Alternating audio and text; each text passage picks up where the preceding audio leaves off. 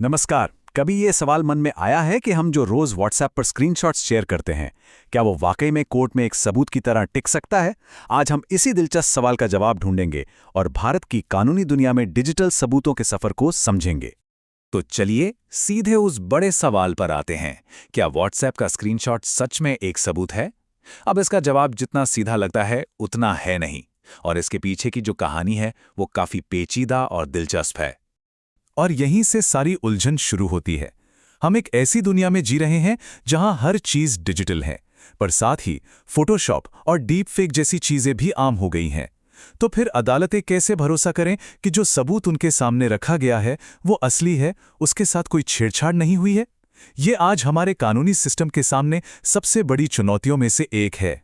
तो इसे ठीक से समझने के लिए हमें सबसे पहले ये जानना होगा कि ये जो डिजिटल सबूत होते हैं, ये हमारे पारंपरिक यानी फिजिकल सबूतों से इतने अलग क्यों हैं? देखिए, कानून के नज़र में हमारे फ़ोन या कंप्यूटर में मौजूद हर चीज़, चाहे वो फोटो हो, ईमेल हो या कोई व्हाट्सएप मैसेज हो, उसे एक इलेक्ट्रॉनिक रिकॉर्ड माना जाता है। इसे आप एक तरह का डिजिटल डॉक्यूमेंट समझ सकते हैं। अब डिजिटल सबूतों के साथ सबसे बड़ी दिक्कत क्या है? सोचिए, ये हवा की तरह होते हैं, इन्हें पकड़ा नहीं जा सकता, ये छिपे हो सकते हैं, इन्हें एक क्लिक में बदला जा सकता है या हमेशा के लिए डिलीट किया जा सकता है। ये कागज़ के किसी दस्तावेज या किसी हथियार की तरह नहीं है जिसे आप उठाकर सबूत के तौर पर पेश कर दें। तो सवाल ये उठता है कि हमारा कानून इस डिजिटल धुएं को कैसे पकड़ता है? वो कौन सा तरीका है जिससे इसे एक ठोस सबूत बनाकर अदालत में पेश किया जा सके? चलिए देखते हैं। इस मुश्किल का हल कानून ने एक बहुत ही खास तरीके से निकाला है। इसे समझने के लिए आप एक डिजिटल नोटरी स्टैंप की तरह सोच सकते हैं, जो इस बात की गारंटी देती है कि सबूत असली और भरोसेमंद है। और ये डिजिटल स्टैंप है इंडियन एविडेंस एक्ट का सेक्शन 65B सर्टिफिकेट। ये एक तरह की चेकलिस्ट है, एक शपथ पत्र जो बताता है कि ये इलेक्ट्रॉनिक रिकॉर्ड कैसे बना, जिस कंप्यूटर या फोन से इसे निकाला गया वो ठीक से काम कर रहा था, और सबसे जरूरी बात कि इस रिकॉर्ड के साथ कोई छेड़छाड़ नहीं की गई है। और इस मामले में सुप्रीम कोर्ट ने बात बिल्कुल साफ कर दी है। 2020 के एक ऐतिहासिक फैसले में उन्होंने कहा कि अगर आपके पास 65B सर्टिफिकेट नहीं है तो आपका डिजिटल सबूत कोर्ट में एडमिसिबल ही नहीं होगा, मतलब उसे सबूत माना ही नहीं जाएगा। बात वहीं खत्म। ठीक है, तो ये तो हुई कानून की बात, पर असल जिंदगी में ये नियम कैसे लागू होता है? आइए कुछ आम डिजिटल सबूतों के उदाहरण देखते हैं। अब देखिए, चाहे वो किसी दुकान का सीसीटीवी फुटेज हो, फोन पर की गई कोई रिकॉर्डिंग हो या फिर कोई जरूरी ईमेल, सिद्धांत वही रहता है, आपको उसकी असलियत साबित करनी होगी। जैसे सीसीटीवी फुटेज के मामले में ये साबित करना जरूरी है कि वीडियो के साथ कोई छेड़खानी नहीं हुई है। मोबाइल रिकॉर्डिंग में अक्सर कोर्ट ओरिजिनल डिवाइस ही मांग लेती है ताकि पक्का हो सके कि रिकॉर्डिंग असली है।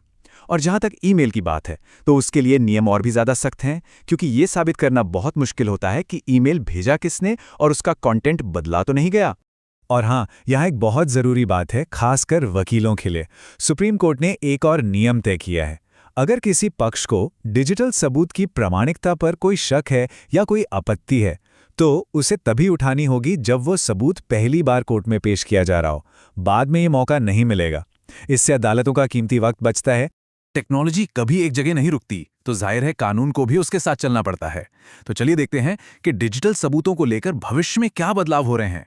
भारत में अब एक नया कानून आया है, भारतीय साक्ष्य अधिनियम 2023। ये कानून डिजिटल सबूतों को एक बहुत बड़ा अपग्रेड देता है। आसान भाषा में कहें तो अब डिजिटल रिकॉर्ड्स को भी कागजी दस्तावेजों के बराबर का दर्जा दिया गया है। उन्हें अब सेकेंडरी नहीं बल्कि प्राइमरी सबूत की तरह माना जाएगा। बस शर्त वही है कि उनकी प्रामाणिकता साबित होनी चाहिए। लेकिन इस नए कानून और सारे बदलावों के बावजूद एक चीज है जो आज भी वैसी की वैसी है, और वो है सबसे बुनियादी सिद्धांत, सबूत भरोसेमंद हैं ये तो साबित करना ही पड़ेगा।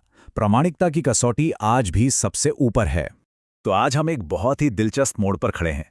एक तरफ टेक्नोलॉजी है जहां एआई और डीप फेक्स इतने असली बन रहे हैं कि सच और झूठ का फर्क करना लगभग नामुमकिन होता जा रहा है, और दूसरी तरफ हमारा कानून है। तो आने वाले वक्त का सबसे बड़ा सवाल यही है, क्या हमारा कानूनी ढांचा इस नई चुनौती का सामना कर पाएगा? क्या कानून की प्रामाणिकता की परीक्षा इस टेस्ट में पास हो पाएगी? ये एक ऐसा सवाल है जिसका जवाब भविष्य